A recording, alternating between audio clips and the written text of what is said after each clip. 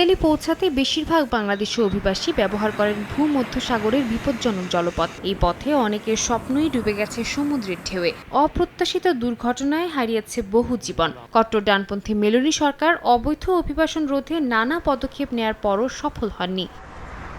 চলতি বছরের প্রথম 11 মাসে ভূমধ্যসাগর পাড়ি দিয়ে ইতালি পৌঁছায় 63,260 জন অভিবাসন প্রত্যাশী। এর মধ্যে সর্বাধিক 19,283 জন বাংলাদেশি। 2000 সালে ইতালি অবৈধ অভিবাসীদের বৈধতা দেওয়ার পর থেকে গত 5 বছরে 90,000-এরও বেশি বাংলাদেশি দেশটিতে প্রবেশ করেছে। দেশটি 2026 থেকে 2028 সালের মধ্যে 5 লাখ শ্রমিক নেয়ার প্রক্রিয়া চালু করেছে।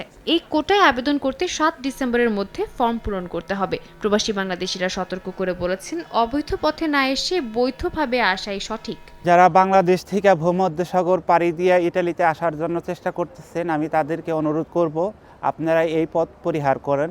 ইতালি সরকার এই অবৈধ অভিবাসীদের ঠেকানোর জন্য সরকারিভাবে বৈধভাবে আসার সুযোগ করে দিচ্ছে।